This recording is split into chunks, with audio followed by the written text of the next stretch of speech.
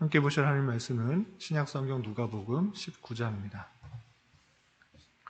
오늘 3월 19일 누가복음 19장을 읽는 날인데 19장도 48절까지 길게 되어 있어서 다 살펴보기는 좀 어렵고요. 1절부터 10절까지만 봉독하겠습니다. 신약성경 누가복음 19장 1절부터 10절까지 말씀, 신약성경 128쪽 전후를 보시면 되겠습니다. 1절부터 10절까지 함께 봉독합니다. 예수께서 여리고로 들어가 지나가시더라. 삭개오라 이름하는 자가 있으니 세리장이요 또한 부자라. 그가 예수께서 어떠한 사람인가 하여 보고자 하되 키가 작고 사람이 많아 할 수 없어 앞으로 달려가서 보기 위하여 돌 무화과 나무에 올라가니 이는 예수께서 그리로 지나시게 되밀어라. 예수께서 그곳에 이르사 쳐다보시고 이르시되 삭개오야 속히 내려오라. 내가 오늘 내 집에 유하여야 하겠다 하시니 급히 내려와 즐거워하며 영접하거늘 무릇 사람이 보고 수군거려 이르되 저가 죄인의 집에 유하러 들어갔도다 하더라. 삭개오가 서서 주께 여짜오되 주여 보시옵소서 내 소유의 절반을 가난한 자들에게 주겠사오며 만일 누구의 것을 속여 빼앗은 일이 있으면 내 갑절이나 갚겠나이다. 예수께서 이르시되 오늘 구원이 이 집에 이르렀으니 이 사람도 아브라함의 자손이로다. 인자가 온 것은 잃어버린 자를 찾아 구원하려 함이니라. 아멘. 네, 감사합니다. 네, 오늘 말씀 읽기 본문은 누가복음 19장입니다. 네, 드디어 예수님께서 19장에 이르러서 예루살렘에 입성하는 내용이 나옵니다. 우리 누가복음의 특징에 대해서 우리 앞선 시간에서 잠깐 살펴본 것과 같이 시간의 순서대로 예수님의 사역을 기록한 것이 아니라 공간의 이동에 따라, 장소의 이동에 따라서 예수님의 사역을 정리해 놓은 특징이 있다라고 했습니다. 특별히 누가복음은 예루살렘에 입성하기 전까지의 내용과 그리고 갈릴리의 사역, 그렇게 세 부분을 나눌 수 있습니다. 갈릴리에서 사역, 그리고 예루살렘으로 이동하는 그 여행 중에 있었던 일, 그리고 예루살렘 안에서의 사역, 이렇게 구분할 수 있는데 19장 28절에 드디어 예수님께서 예루살렘에 입성하는 그런 장면이 나오는 것입니다. 잠깐 보시면 28절에 예수님께서 이 말씀을 하시고 예루살렘을 향하여 앞서 가시더라 라고 하면서 드디어 예루살렘 성으로 입성하시는 내용들이 진행되게 되는 것입니다. 그래서 누가복음은 그런 장소적 이동에 따라서 예수님의 사역이 정리되어 있다고 이해하시면서 살펴보시면 될 것입니다. 19장에서도 예수님께서 입성하시기 전 그리고 입성하기 바로 직전에 어떤 일들이 있었는지 다양하게 기록되어 있는데 모든 내용을 다 자세하게 살피기는 좀 어려울 것 같고 두 가지 정도만 좀 정리하면서 교훈받았으면 좋겠습니다. 우선 1절부터 10절까지는 세리장인 삭개오에 대한 이야기가 나오는데 그것을 통해서 예수님께서 이 땅에 오신 목적이 무엇인가를 아주 극명하게 잘 보여주고 있는데 그 내용을 먼저 살펴보도록 하겠습니다. 우선 1절에서 보면 예수께서 여리고로 들어가 지나가시더라 되어 있습니다. 여리고는 어디 있는가? 예루살렘에서 그렇게 멀리 떨어져 있지 않는 성입니다. 예루살렘에서 대략적으로 약 30km 정도 떨어져 있는, 그러니까 예루살렘과 근처에 있는 그런 성이라고 생각하시면 되겠습니다. 그 여리고로 지나가실 때 어떤 일들이 있었는가? 삭개오를 만나게 되는데 삭개오는 어떤 사람인가? 2절에 보면 세리장이요 또한 부자다라고 되어 있습니다. 세리장, 부자라고 할 때 그의 특징을 잘 표현해주고 있는데 세리장, 그때 당시 세리가 어떤 사람이었는가라고 했을 때 모든 사람의 비판과 조롱과 무시를 받는 사람이었습니다. 왜 그럽니까? 당시 로마의 지배를 받았기 때문에 로마에 세금을 내야 되는데 정해진 세금 외에 그 나머지 세금들, 자기가 이익을 붙여서 더 많은 세금들을 착취했기 때문에 세리들을 좋아하지 않았습니다. 다 무시하고 비난하고 조롱하고 죄인처럼 취급했던 것입니다. 그런데 그 세리들 중에서도 가장 높은 자리에 있는 세리장인 것입니다. 그래서 많은 사람들로부터 인기와 존경을 받는 것이 아니라 무시와 또 죄인 취급을 받는 그런 사람이었습니다. 그리고 부자라고 했을 때 이 세리가 갖고 있는 그런 직위를 이용해서 많은 부와 명예를 부를 취하고 있는 그런 모습을 볼 수 있습니다. 그리고 3절에서 보면 그 세리의 장의 모습이 외적으로 볼 때 뛰어난 모습이 아니라 좀 부족한 모습을 볼 수 있습니다. 3절 보면 키가 작다라는 그런 표현이 있습니다. 그가 키가 예수님께서 그 여리고로 지나가실 때 그 사람이 어떤 사람인가 보고자 하려고 하는데 사람들이 많이 따라다니기 때문에 수많은 사람들이 예수님의 모습을 보고자 따라다녔기 때문에 그도 또한 보고 싶었을 것입니다. 그런데 키가 작아서 볼 수 없었다라고 표현하고 있습니다. 그래서 삭개오는 키가 작은 세리장 그리고 부자인 사람인 것을 알 수 있습니다. 그렇게 예수님께서 지나가신다는 소식을 듣고라도 또한 그 예수가 어떤 사람인가 보고자 하여 그곳에 갔지만 수많은 인파들로 말미암아 예수님을 잘 보지 못했던 것입니다. 그래서 그는 그 옆에 있던 돌 무화과 나무에 올라가게 됩니다. 옛날 번역 성경에서는 뽕나무라고 되어 있는데 정확한 번역으로에서는 뽕나무는 좀 다른 나무이고 돌 무화과 나무 이것이 정확한 번역으로 해서 새로운 성경에서는 이렇게 바뀌어서 번역이 되어 있습니다. 어쨌든 그 나무 위로 올라가서 예수님을 보고자 그 위로 올라가게 된 것입니다. 근데 그때 사건은 발생합니다. 어떤 일이 일어나는가? 예수님께서 그곳에 이르렀을 때 그 수많은 인파 중에 다른 사람이 아니라 삭개오를 보게 됩니다. 돌 무화과 나무에 올라가서 자신을 지켜보고 있는 그 삭개오를 쳐다보시고 이렇게 말씀하십니다. 5절에 삭개오야 속히 내려오라 내가 오늘 내 집에 유하여야 하겠다라고 말씀하십니다. 그런데 이것은 단순히 내 집에 유하겠다라고 할 때 그것이 뭐 그런가 보다라고 넘어갈 수 있는데 성경을 볼 때 예수님께서 어떤 사람의 초청을 받아서 가신 적은 있지만 실제로 내가 너의 집에 유하겠다라고 표현된 구절이 없습니다. 단 한 구절, 삭개오를 만났을 때 예수님께서 그를 찾으셔서 네 집에 유하겠다, 내가 너의 집에 가겠다라고 말씀하신 것입니다. 그의 이야기를 듣자 삭개오는 급히 내려와서 예수님을 초청하여서 그 집에 모시게 됩니다. 그리고 그 예수님을 통하여서 많은 이야기를 듣고 이분이 어떤 사람인지 어떤 분인지를 잘 깨닫고 그는 이런 고백을 하게 됩니다. 8절 보면 주여 보시옵소서 내 소유의 절반을 가난한 자들에게 주겠사오며 만일 누구의 것을 속여 빼앗은 일이 있으면 네 갑절이나 갚겠나이다. 예수님께서 이 땅에 오신 이유를 또 깨닫고 자신이 죄인이었으며 올바르게 살아가지 못했다라는 그 사실을 깨닫고 회개의 삶, 바른 삶, 하나님의 백성다운 삶의 모습들을 보이기 위해서 내가 부정하게 모았던 그 수많은 재산들을 다 돌려주겠다. 소유의 절반을 가난한 자들에게 주겠고 또 속여 빼앗고 부정하게 이득을 취한 일이 있다고 하면 네 갑절이나 갚겠다라고 하면서 자신의 바른 삶을 살아갈 것을 고백하고 있는 것입니다. 그렇게 예수님께서 말씀을 전해주시고 또 자신의 죄를 회개하면서 바른 삶을 살겠다고 고백하는 변화된 삶의 모습을 보고 예수님께서는 이렇게 말씀하십니다. 9절 오늘 구원이 이 집에 이르렀으니 이 사람도 아브라함의 자손이미로다 라고 말씀하십니다. 이게 무슨 뜻입니까? 구원이 이르렀다. 아브라함의 약속의 자손이다. 그러니까 너도 하나님의 백성이 되었다 라고 표현해 주고 있는 것입니다. 그리고 예수님께서 이 땅에 오신 이유를 이렇게 다시 한번 밝혀주고 있는 것입니다.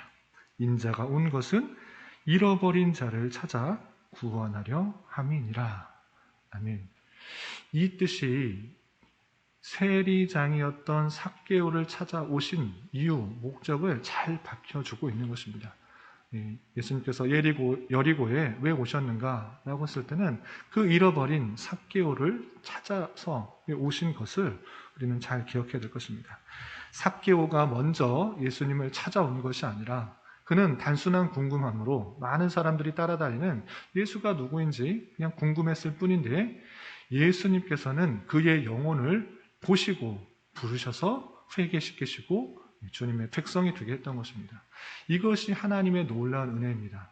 우리가 스스로 하나님을 찾은 것 같아 보이지만 그런 것이 아니라 하나님께서는 그 택하신 백성을 하나님의 때, 하나님의 방법으로 하나님께서 부르셔서 말씀을 주시고 변화시키셔서 하나님에게 자녀가 되게 하신 것입니다. 자신이 스스로 의롭다 생각하고 어떤 도움도 필요 없다 생각하고 내가 혼자 힘으로 살아갈 수 있다라고 생각하는 사람들에게는 그런 의인들을 부르러 오신 것이 아니라 죄인들, 또 부족한 자들, 그리고 연약한 모습들, 자신의 허물과 연약함들을 알매도 아는 자들에게 주님께서는 찾아오셔서 부르셔서 깨닫게 하시고 변화시키신 것입니다. 우리가 구원받을 수 있었다는 것, 우리가 주님을 믿을 수 있었다는 것, 그것은 하나님께서 우리에게 찾아오셔서 말씀을 주시고 깨닫게 해주시고 변화된 삶을 살 수 있도록 행하셨다라는 하나님의 놀라운 은혜라는 것을 기억해야 될 것입니다. 주님께서 이 땅에 왜 오셨는가? 잃어버린 자를 찾아 구원하려 오셨다라는 그 사실들, 그 핵심들을 잘 기억하며 나 또한 하나님을 잘 알지 못하는 자였지만 주님께서 찾아오셔서 나에게 말씀하여 주시고 깨닫게 해주셔서 하나님의 백성이 되게 해주셨다는 그 놀라운 은혜, 삭개와 같은 죄인 중에 괴수 같은 나와 같은 자를 찾아오셨다는 것들을 기쁨과 감사함으로 받아들여야 될 것입니다. 그리고 또 한 가지 살펴볼 말씀은 잘 알고 있는 달란트의 비유입니다. 11절부터 27절까지는 달란트의 비유로 잘 알려져 있는, 마태복음에서는 달란트로 비유로 잘 알려져 있는 그 말씀을 누가복음에서는 조금 다르게 표현합니다. 같은 내용, 같은 주제인데 문화로 이렇게 표현하고 있습니다. 어떤 주인이 먼 길을 떠날 때 그 종도를 불러 10문화를 주면서 돌아올 때까지 장사하라고 이렇게 말합니다. 마태복음에서는 10달란트, 5달란트, 1달란트 이렇게 표현했는데 그래서 문화로 표현되고 있습니다. 문화는 또 어떤 단위인가 라고 할 때 동일하게 금은을 나타내는 중량인데 달란트와 문화를 같게 혼용해서 쓴다고 생각하시면 될 것입니다. 그렇게 종들에게 10문화를 주면서 내가 돌아올 때까지 장사하라 라고 종들에게 주었는데 그리고 어느 날 다시 그 주인이 다시 돌아와서 종들에게 그 10문화를 가지고 어떤 일들을 행했는가 물을 때 한 종은 1문화로 10문화를 남겼습니다. 또 다른 종은 1문화로 5문화를 남겼습니다. 이렇게 말했을 때 그 주인은 종들을 칭찬하고 잘하였다라고 말해주고 있습니다. 그 받은 그 문화를, 그 달란트, 그 가진 것을 열심히 활용하여서 10문화 또 5문화를 남김으로 말미암아 그 주인으로부터 착하고 충성된 종이라 이렇게 칭찬을 받았습니다. 그런데 한 종은 어떻게 했는가? 20절에 보면 내가 한 문화, 당신께 받은 문화를 그대로 쌓아두었습니다. 이것을 당신이 더 많은 것들을 취할 것 같아 엄한 사람이라 무서워해서 그것을 아무도 못 가져가게 혹시 잃어버릴까 하며 그것을 잘 쌓아두었습니다. 보시옵소서 당신께 받은 것 그대로 돌려드리겠습니다. 이렇게 말하게 됩니다. 그럴 때 그 주인은 그 한 문화를 그대로 가져온 사람에게 이렇게 꾸중을 하는 것입니다. 22절에 주인이 이르되 악한 종아 내가 내 말로 너를 심판하노니 너는 내가 두지 않은 것을 취하고 심지 않은 것을 거두는 엄한 사람인 줄 알았느냐? 그러면 내가 어찌하여 내 돈을 은행에 맡기지 아니하겠느냐? 그리하였으면 내가 와서 그 이자와 함께 그 돈을 찾았으리라 라고 하고 곁에 있는 자들에게 이르되 그 한 문화를 빼앗아 10문화 있는 에게 줄다 이렇게 말했습니다. 그래서 한 문화를 가지고 그대로 들려든 그 종은 꾸지람을 받았다라는 것입니다. 이 내용이 뜻하는 것이 무엇입니까? 하나님께서 그 종들에게 각각의 기회, 각각의 재능, 각각의 은사를 주셔서 하나님께서 다시 오실 때, 주님께서 다시 오실 때 그 가진 기회, 그 가진 재능을 가지고 열심히 충성되게 행해야 되는데 그것을 가지 않고 내 가진 기회가 혹여나 빼앗기지 않을까, 내 가진 재물이, 내 가진 여러 가지 은사들이 그걸로 인해서 피해가 되지 않을까 두려워하며 겁내하면서 아무 일도 행하지 않은 것을 책망하는 것을 볼 수 있습니다. 이런 말씀을 대하면서 우리는 어떻게 해야 됩니까? 주님께서 우리를 구원해 주셨다는 사실도 잘 알아야 되지만 주님께서 다시 오실 때까지 맡긴 종, 주님의 종으로서 우리에게 맡겨진 그 기회, 재능, 은사, 그것을 가지고 주님을 위해 열심히 성실하게 충성되게 일해야 된다라는 것입니다.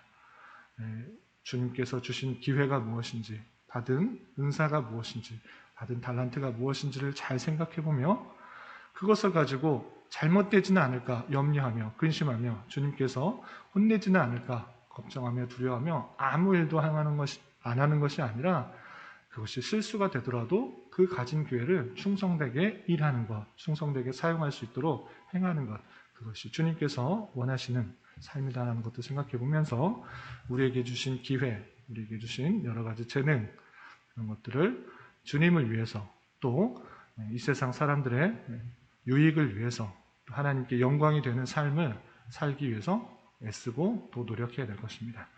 오늘 하루 살아가실 때, 남은 한평생 살아가실 때 주님께서 우리에게 찾아오셔서 구원해 주신 그 은혜들을 기억하면서 우리에게 주신 기회와 또 재능과 은사, 달란트를 주님께서 원하시는 뜻대로 잘 활용하는 그런 삶을 살아가기에 힘써야 될 것입니다. 이런 은혜가 저와 여러분, 우리 모두에게 있기를 진심으로 기원합니다. 기도하겠습니다. 하나님 아버지 감사합니다. 오늘 말씀을 통해서 주님께서 이 땅에 오신 것은 잃어버린 자를 찾으러 오신 것이며 또한 주님께서 재림하시기까지 종들에게 문화를 맡기시고 장사하라 하신 것을 기억하며 작은 것에 더욱더 충성하는 삶을 살아야 함을 깨달았습니다. 이런 말씀을 깨달은 자로서 구원받은 자로서 회개에 합당한 삶을 살아가기에 힘쓰게 하여 주시고 또한 우리에게 맡겨주신 일들과 내게 주신 은사, 달란트를 잘 활용하여 하나님의 뜻에 맞추어 이 땅을 힘있게 살아갈 수 있는 자 되게 하여 주시옵소서. 주님, 나라와 민족을 위해 기도합니다. 코로나로 인하여 정치적인 문제로 인하여 많은 혼란과 갈등 가운데 있는 이 나라 가운데 주님 긍휼을 베풀어 주시고 하루속히 일상적인 삶이 회복되게 하여 주시며 온전히 자유와 민주와 평화 속에서 이 나라가 통치되어 모든 백성들이 고요하고 평안한 삶을 살아가게 하옵시며 특별히 포괄적 차별금지법과 제2차 학생 인권조례 등 하나님의 창조 질서와 반대되는 법률들이 제정되지 않도록 주님 은혜를 베풀어 주옵시고 하나님을 예배하며 성도들이 함께 모여 교제하는 일상적인 신앙생활이 막히지 않도록 주장하여 주시옵소서. 주님, 교회 내 육체적인 고통과 연약함으로 경제적인 문제와 어려움으로 다니는 직장과 사업장의 문제로 가족의 전도를 위해 주님께 간절히 기도하며 나아가는 지체들이십니다. 주님께서 그들의 기도에 신실하게 응답하여 주시고 우리의 기대와 간구보다 훨씬 더 풍성하게 역사하시는 하나님을 깊이 경험하는 기회 되게 하여 주시옵소서. 오늘 저녁에 있는 금요 기도의 시간에도 주님 함께 하셔서 주님의 뜻을 온전히 찾고 구하는 은혜의 시간이 되게 하여 주옵시며 이 시간 각자 간절히 기도하는 기도 제목 주님께서 들으시고 가장 선한 것들로 응답하여 주옵소서. 예수님의 이름으로 기도 올리옵나이다. 아멘.